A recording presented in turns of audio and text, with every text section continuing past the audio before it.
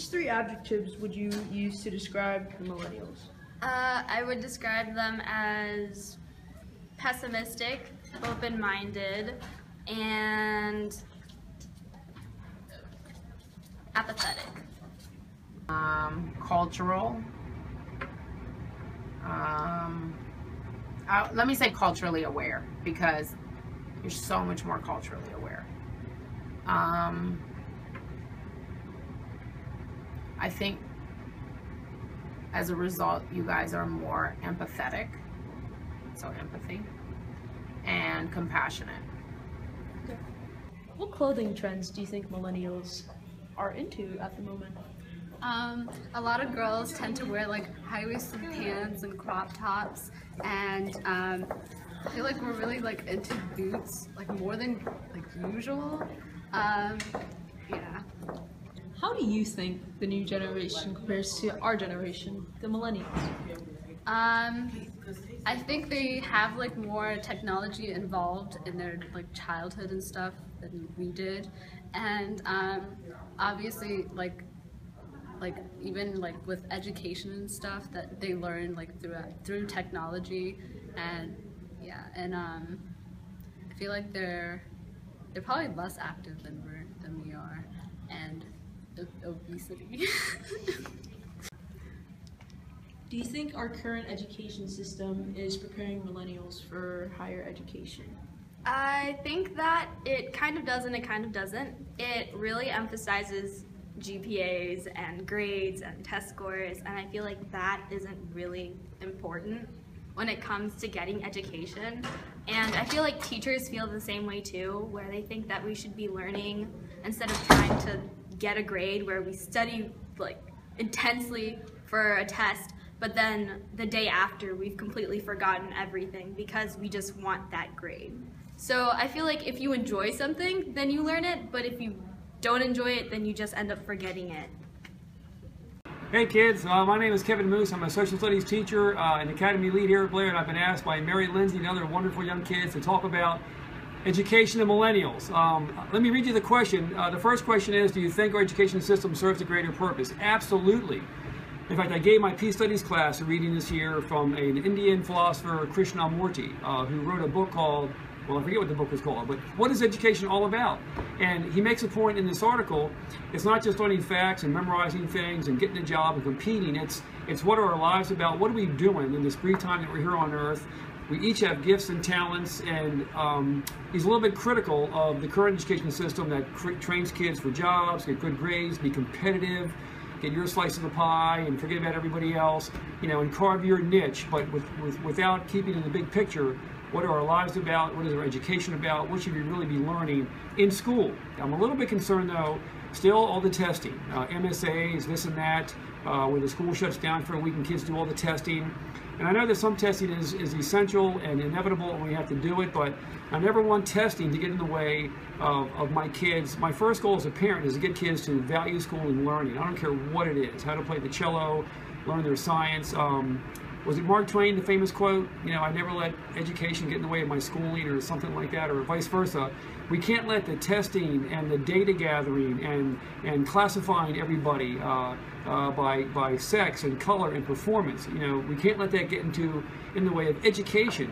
Do you think the current education system is effective for millennials, or do you think it should be changed? If so, how? I think it is changing to be effective for you guys. Unfortunately, you probably won't feel the effect of it because by the time we do it. But I do really love Common Core, and I think that they understand that Common Core is something for this generation.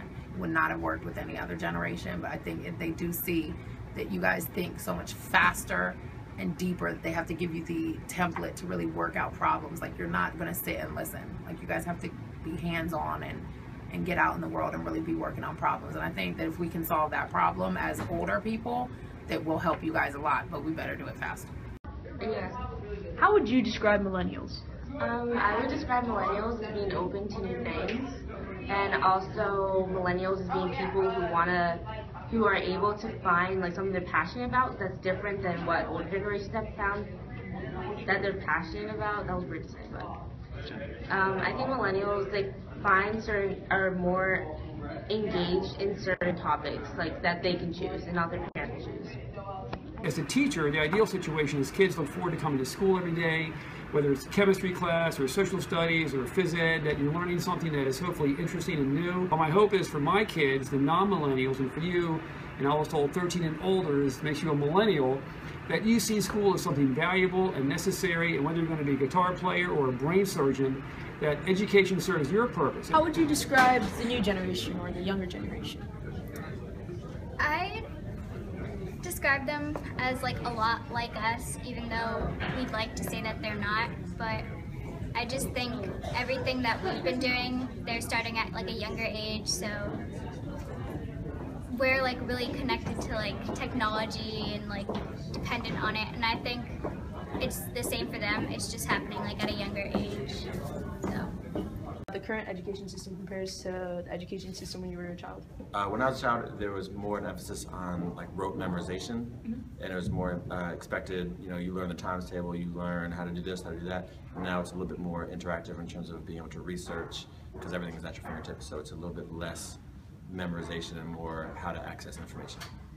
From that, for non-millennials, I have 3 young daughters, 11, 9, and 6 years old. How does the current education system compare to that of today? I think my kids are getting a great education. They go to the Old Blair, Sims, and Slugger Creek Elementary School. A lot of Blazers went to those 2 schools. And it kind of blows my mind. I went to a private Catholic school when I was a kid, and my kids are way ahead of what I was learning, you know, in a private school back in the, oh my God, back in the 60s. I'm so old. They're reading better than I was. They're in a language program. They're learning a foreign language. They're learning music. None of those things were available when I was a kid. How do you think millennials view the world? I would say the millennials view the world through a very self-centered lens, and because of all the Twitter and Instagram, everything, where they can put whatever they want in the world and they get instant response and gratification. So it makes sense they're very egotistical. Not in a bad way, but you know. You know, hey, if it's a bad way, that's cool too. They get response for it. All right. How would you describe millennials? Young people who are heavily involved in technology and culture. How do you think millennials view the world? I think millennials view the world as like catering to them, like it revolves around them. What do millennials think about the government? Millennials tend to be very big on the whole anarchy is the way to go. I don't need my mom, which is kind of ridiculous to me because, I mean, of course they're not doing everything right, but without them, like, we'd be nowhere, not necessarily nowhere, but we'd be in lots of discord and chaos. And I personally, I don't agree with a lot of the things they do, but I know that if it didn't continue to happen, our country would break down. Government is, in almost every case, necessary, and ours just isn't doing the best job right now. Can you rank these from least to most important to millennials? Social issues, political issues, and economic issues. I would say economic issues, political issues, and social issues from least to greatest. Thank you. What kind of music do you think our generation, the millennials, tends to lean towards? I think we're really into alternative music, alternative rock, and indie type things, as well as there's always like rap, like Drake and underground people that we still don't know about. I just feel like we like to find people that aren't as popular and then watch them rise to fame. Is there any genre of music our generation gravitates towards? I hate to say it, but of course hip hop, R&B, rap, you know, that kind of general area, even though a lot of it isn't any good anymore, you know. And as our school's demographic as a whole, I'd say that's probably it. Like, most people can't or don't listen to much of it.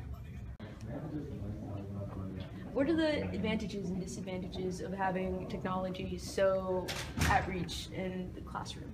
Well, clearly the access to information is a strong advantage, so kids can get ideas and opinions that they wouldn't have otherwise. But the disadvantage is that it leads to kids not necessarily thinking for themselves as much as being able to take other people's ideas and run with that. The big focus this year is literacy. I have noticed in the 15 years I've been at Blair, I want to be careful what I say here, kind of a drop off in kids' reading and writing skills. We're trying to recapture that, with all this advent of electronic gizmos that you all use and I don't know a thing about. There's nothing better than a good book. There's nothing better than putting good words on a page. And all the electronic stuff that we have at our disposal are great additions and adjuncts to that, but don't replace the good basic skills that every kid should have to do whatever their goals may be in the future. Yep. Okay. Do you think millennials value their education? I think millennials, for the most part, do value their education. Again, it comes back to the whole demographic thing. I hate to say it, but race plays a big deal in, not necessarily race, but the social and economic lifestyle that comes with certain races often sets kids back from their maximum potential. Sometimes because something like, oh, I can't go to school because my mom needs to take care of my sister, or something as simple as, I didn't understand this concept right away, so I'm just going to give up on school for the rest of my 3 years.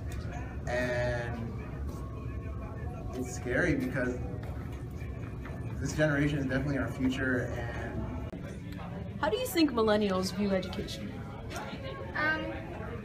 I think as we move through the educational system, a lot of people are viewing it as less and less important because we don't think that we really need it as much.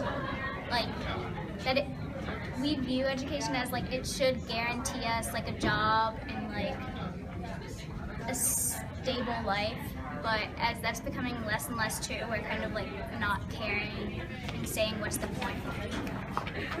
Okay. How do you think millennials view the world?